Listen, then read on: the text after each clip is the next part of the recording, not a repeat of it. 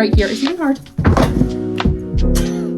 Hello and welcome back to my channel and to another reading vlog. I have one main plan in this vlog, and that is to read Ship of Magic by Robin Hobb. This is the fourth book in the realm of the Elderlings, which is like a big 16-book series, but this is the first book in the second trilogy because the 16 books are split into 5 different series. There's 4 trilogies and 1 quartet, so this is the first book of the second trilogy, and this one's called the Liveship Trader series. And I actually have read the first trilogy in this series, the Farseer trilogy, and I actually did like 2 different reading vlogs on it. I read the first and the third book in those vlogs, and yeah, I just wanted to continue vlogging my journey with this series because I am enjoying it so much. And this one is it's very chunky. I'm actually 250 pages into it already, and that's not even a third of the way through. It's 880 pages, and I do want to read it, all of it, in this vlog. I don't know how long exactly it's going to take because it took me 3 days to read those 250 pages, but to be fair, when I start a book I'm always a bit slower than the middle and the end of a book, so hopefully it won't take me another like 6 days to read this. But basically this series is set in like the wider realm of the Elderlings, but this one specifically follows this place called Bingtown, which is like a ship trading merchant town, and it's in a like completely different part of the world than where we were in the Farseer trilogy, and we follow a different set of characters as well. It's also written in a different like style. It's third person and it also has multiple point of views, whereas the first one we just were in the head of Fitz and it was in first person of him like recounting his life. And I much prefer this writing style. I always prefer a third point of view, and I always love multiple perspectives in a fantasy book. It just, especially a chunky one, it helps split it up a lot more. But basically this series follows a bunch of different characters, but we're mainly following one trading family, and this family own a ship, and it's actually a live ship, which these ships are made from magical wood called wizard wood. And basically when 3 generations of captains die aboard the ship's deck, the ship then comes to life and can speak and has magical abilities. So in this book we follow Althea is kind of like the main character, and her father, who is the captain of the Vivacia, I'm pretty sure the ship's called, he is about to die, and he's going to be the 3rd captain to die on the ship. So the ship is about to come to life. I think it's called the quickening of the ship, and her whole life she's expected to become the next captain of the ship and become the owner of the ship. She always believed that her father was going to pass it down to her, and that was always her father's intention, but things get changed about last minute, and the ship actually gets given to her brother-in-law, her older sister's husband, and he is like the worst of the worst. He's an evil man, he's horrible. He then plans to give the ship, once he dies, to his sons, and basically completely cut off Althea, and she's not having that. She's determined to get what she believes is her ship back in her hands, and we're mainly following her and in her relatives' perspectives, plus one other random or seemingly random perspective, and it's Kenneth, who is a pirate, and he wants to become basically this pirate king, and he is forming a plan on how to become this king of pirates, and he's very unlikable so far, but I really like being in his head because he's very manipulative, and I like to see the thought process behind all of his like tactics on how to get his way. It's just very interesting. And even Althea, even though you're rooting for her and she's kind of like the main character, she still has a lot of flaws and she's still very entitled and selfish, but I'm still rooting for her as well. And we also follow one of her nephews, like Kyle, her brother-in-law's son, Wintro, I think his name is, and he's like being promised to priesthood, but last minute his dad is like, no, now you're going to be on board the ship with me because I need someone to take it off me when I die. So Wintro does not want to do this. He hates being at sea. He wants to like go back to his monastery and like become a priest there. But yeah, basically every character is in a position where they don't want to be in right now, so it's a bit grim, but to be fair I don't mind it, especially because we're jumping from point of view to point of view. It feels, I don't know, when I read the Farseer trilogy and when Fitz, the main character, was going through a hard time, because there was no other perspective to jump to get a breather, you were just with his despair for the entire book. Whereas in this, if one character's going through a bad time and then it jumps to another perspective, it gives you a little break. So yeah, that's my reading plans for this vlog. I still have like 630 pages left to read, which is ridiculous, but I'm hoping to make decent progress today because I won't be able to in the next 2 days because I'm working late. but today I have a free day to read, so I'm going to try and get to maybe page 500 today. That's ambitious, but I'm going to try. In my last vlog I also hauled The Mad Ship, which is the second book in the trilogy, and then yesterday I went to Waterstones as well and just decided to get the third book as well. So I have all three books right here. It's even hard, as I was saying, it's even hard to hold them up because they're so chunky and they get bigger and bigger. The first book is the smallest, so I have my work cut out for me, but I at least want to read this one in this vlog, and I'll probably vlog my experience with the other two as well further down the line. I kind of want to read at least the second book this month as well. I don't want to take too big a break in between installments of the series because I'm really enjoying it so far. So yeah, that's my initial update, and I'll let you know once I get a little bit further into the story.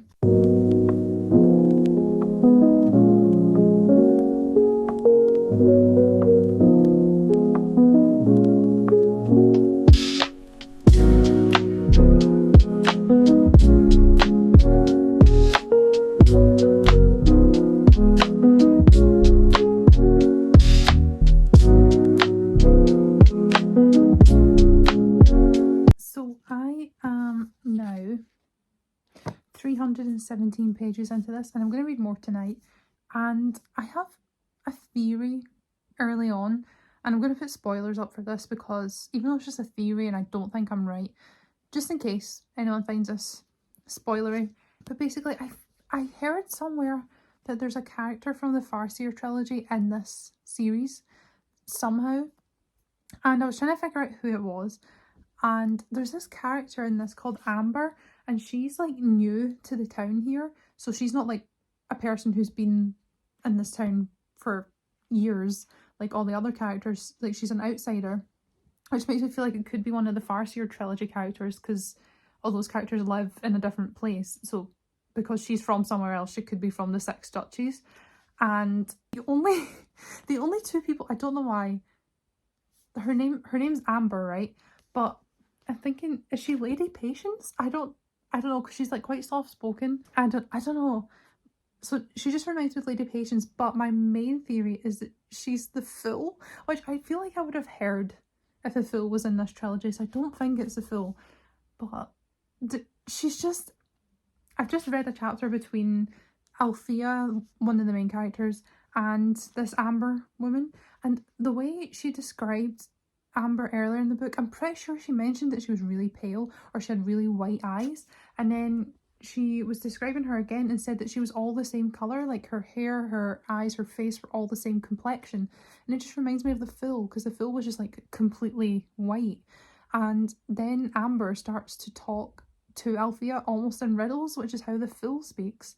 And then she starts talking to Althea about fate and changing her fate, and the Fool's all about fate and the future, and I just don't know.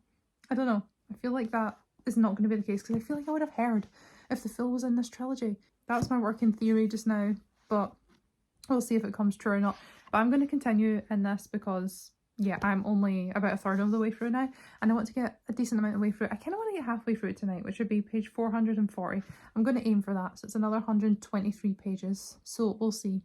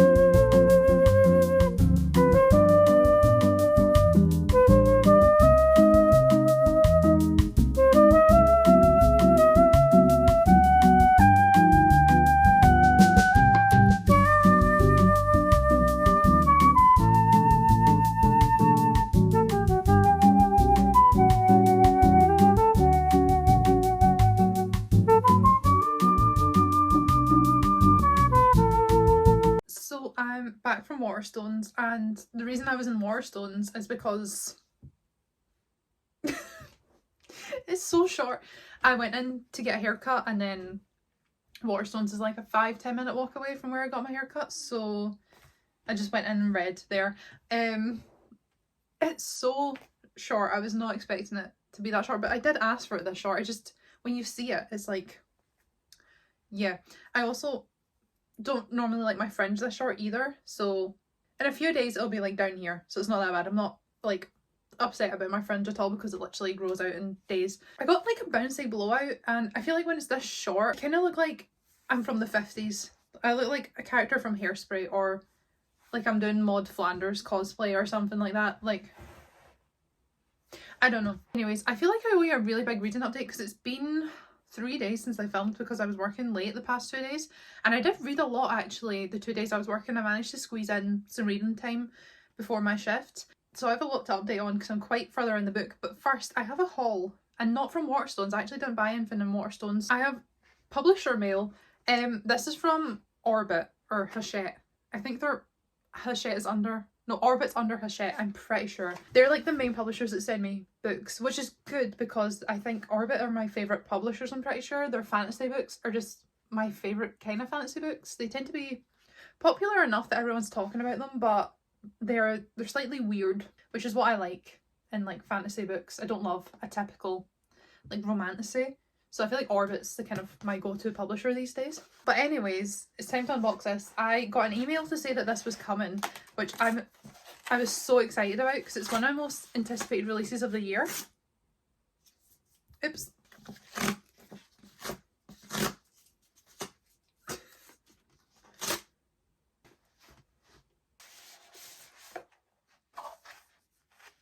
I did not expect this to be so chunky.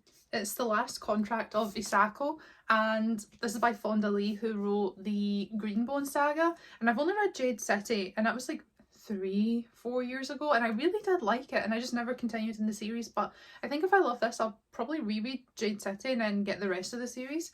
But yeah, I am so excited for this. This is actually a sci-fi book, and I think it might be a standalone, which is good because I've got a lot of series on my TBR. I'm so excited for this. This actually came out 2 days ago, I think, or 3 days ago. A few days ago. So it's out now already, but yeah, this is a finished copy as well as like a full-on hardback, and yeah, I'm so excited to read this. I'm so glad I got it. And now for a reading update. I am on page 674 of Ship of Magic, and I've still got that much left. I have, yeah, 206 pages left, which I'm kind of determined to read all tonight because I have a free night. I definitely could read it because I'm reading quite fast at this point in the book. Like, the world and the magic system and the writing is not complicated at all. Like, it's not difficult to read. The only times I like pause for a bit in this book is just when there's a lot of action going on, but her prose is just really easy to read. I'm actually finding this easier to read than the Farseer trilogy. I feel like that took me longer, like just in terms of how long it would take me to read a page. This is going a lot quicker. I think the way they're written is slightly different. Like, obviously this is third person and multiple point of views, which also helps me like continue reading faster because I get less tired of it because it's jumping from perspective to perspective, whereas the Farseer trilogy was just all fits, and after like a few pages I'd be like, okay, I need a break because I get a little bit bored reading from the same perspective again and again. But on this, it like jumps about. Even in the middle of chapters we go from different perspectives, which I really like, so it keeps me like engaged longer and I can read quicker. I also feel like it is written slightly different. The Farseer trilogy does feel like it is set a lot further into the past. It just has this medieval fairy tale vibe to it, and even the way the characters speak to each other, it's all philosophical and full of riddles and just very old-timey, whereas in this it definitely still feels historical, but they speak a lot more plainly to each other, which makes like the dialogue a lot easier to go through. Yeah, I'm still really enjoying this book. This might be my favourite Robin Hobb book so far. I still got 200 pages left, so I can't say for sure, but I know for a fact Assassin's Quest is, I think, just over 800 pages, maybe like 830, and this is 880. But when I picked it up, I realised that the font was actually bigger than in Assassin's Quest, and I googled it to see how many words were in each, and Google didn't give me specifics. They said they weren't like sure, but they estimated that actually Ship of Magic is a few thousand less words than Assassin's Quest. So even though it's the longest book I've read from her so far in terms of page, it's actually less words than Assassin's Quest, and I feel like Assassin's Quest dragged. Like as soon as I got to page 280 or something like that, I started to get bored of it, and I didn't stop being bored until like the last 50 pages when the ending properly kicked in. It was like 600 pages of the middle of just middle of the book, whereas in this I haven't really felt that as much. I don't feel like it's dragging yet, even though I've read like nearly 700 pages of this and I have 200 to go, but I don't feel like it's dragging. I think the different perspectives definitely helps with that.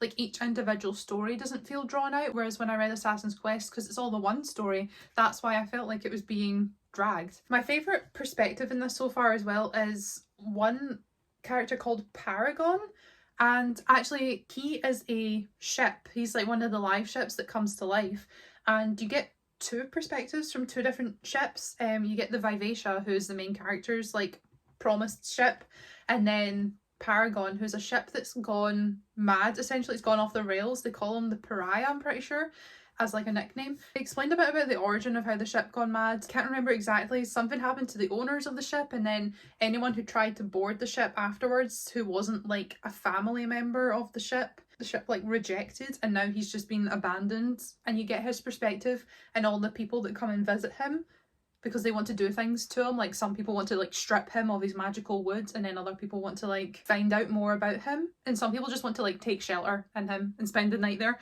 But I just found his perspective so interesting, and yeah, I just love his point of view, and it makes me excited for the second book, because the second book is called The Mad Ship, and he is a mad ship. So I feel like it's safe to assume that that book's centered around this ship, which I really hope so, because I really like his perspective. But yeah, I'm gonna try and maybe finish this tonight, because yeah, that's a lot of words. But I did read like 70 odd pages in Waterstones, and that was in an hour, so I definitely could finish this. I could read for like 3 hours and then finish it, so I'm gonna maybe try that.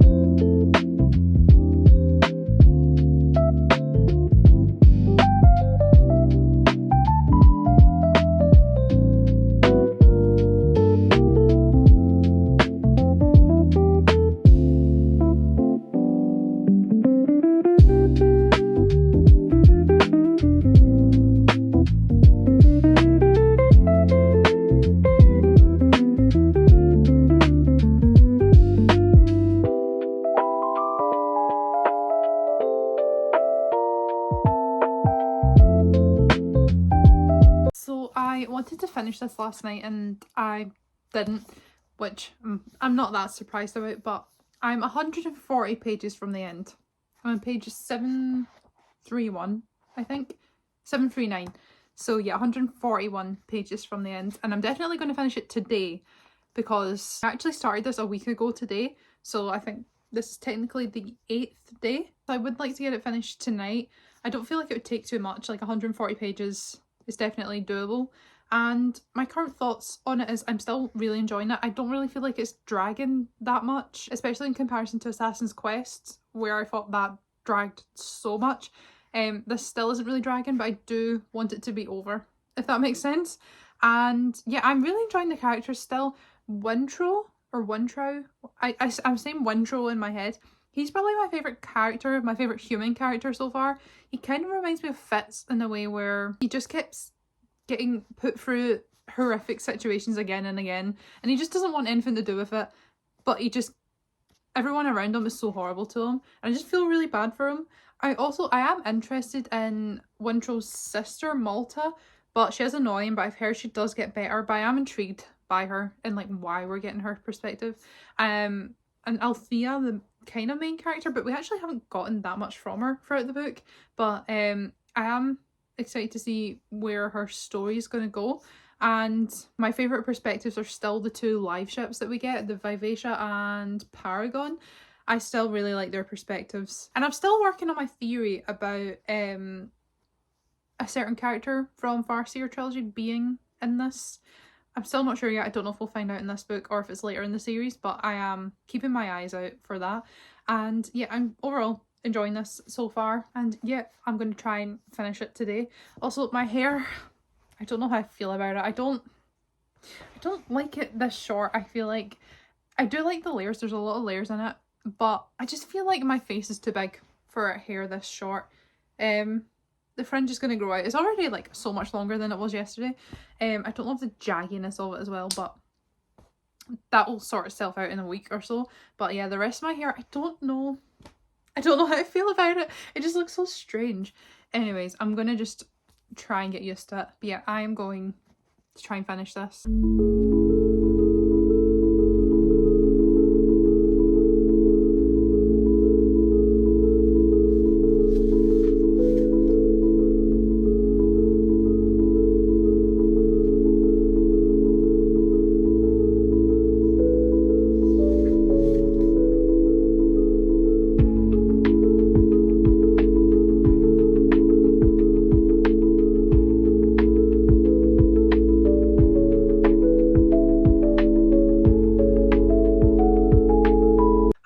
Probably wrap up the vlog now because I finished Ship of Magic I think 2 nights ago, so I actually have it up here now. I have all of my Realm of the Elderlings books. It's actually so nice to see them all together.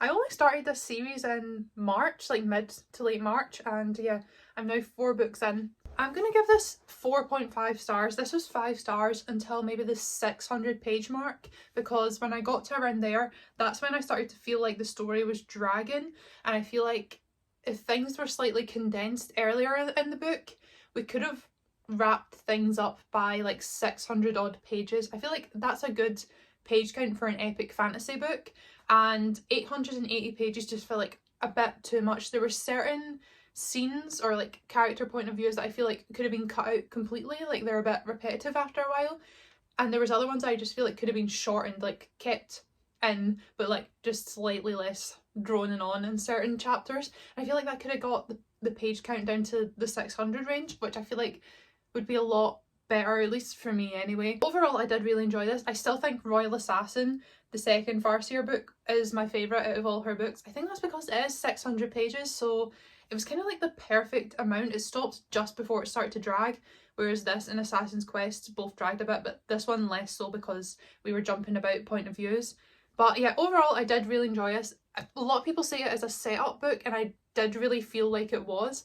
So I am excited to read the second book. I might vlog my experience with that one as well, or maybe the third book, I'm not sure yet. But yeah, I am excited to read the second book because things were quite intense when this book ended. Like, it didn't end on like a solid conclusion. We're still kind of in the middle of things for everyone.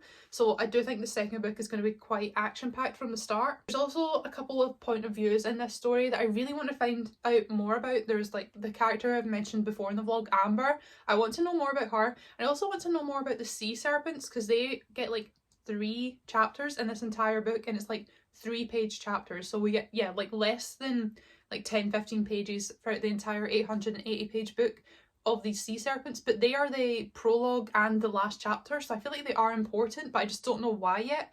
But yeah, overall I did really enjoy this, and I am excited for the rest of the series. I just hope the rest doesn't feel like it's dragging as much as this one did. Yeah, overall I did enjoy this. Yeah, I hope you enjoyed this vlog. I'll see whether or not I vlog my experience with the Mad Ship. I think I will. But yeah, I hope you enjoyed this video, and I'll see you in the next one.